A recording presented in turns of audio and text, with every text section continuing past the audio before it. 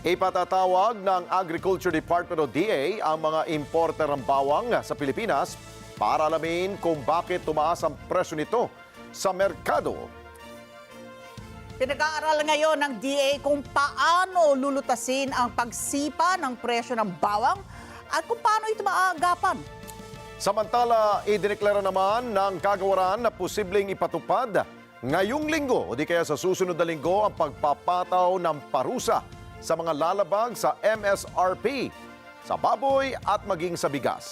Si Erlo Bringa sa balita. Ikinadismaya ng Department of Agriculture ang mataas na presyo na naman ng bawang sa mga pamilihan na mas mataas pa ang presyo kaysa sa kanilang inaasahan. Yan ang napansin ng DA sa ikinasa nilang price monitoring kasamang Department of Trade and Industry sa Mega Q-Mart sa Cubao, Quezon City nitong Lunes.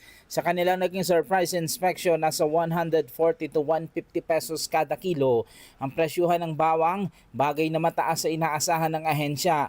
Dahil dito pinag-aaralan na rin ng Agri Department kung paano mareresolba ang may tuturing nilang hindi karaniwang pagtaas ng presyo ng bawang at kung paano maagapan ng pagsipa pa ng presyo nito sa mga public market.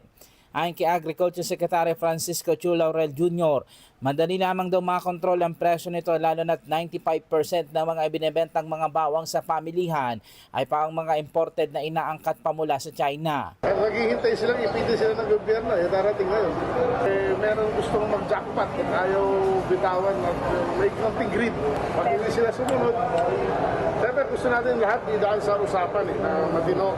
Para hindi na tayo maglagay ng MSRP, huwag na tayo umabot doon. Anong nangyari sa kung ayaw nila sumunod, gagawin na natin. Hingi din ng tulong ang Agri Department sa mababang kapulungan ng Kongreso upang maimbestigahan ng Quinta Committee ang mga lumabag sa kautusan. Samantala, kaugnay naman ang maximum suggested retail price sa bigas at karne ng baboy. Posible namang ipatupad ngayong linggo o sa susunod na linggo ang paghuhuli at pagpapataw ng multa sa mga hindi susunod sa MSRP. Hindi pa dinetalye ng DA kung anong klaseng parusang ipapataw sa mga lalabag sa nakatak ng MSRP.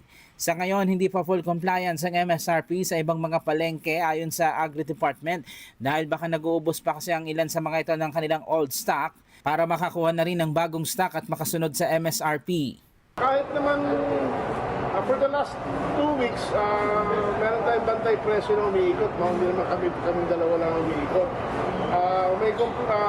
Maraming hindi pa rin nagko-comply. But of course, as I said before, na hindi naman ganun kabilis i-implement yan. Sa ngayon, almost 30% ng compliance, na full compliance. Meron pang maraming hindi. Erlo Bringas para sa Matadag Agila, matatag, matapang, matapat.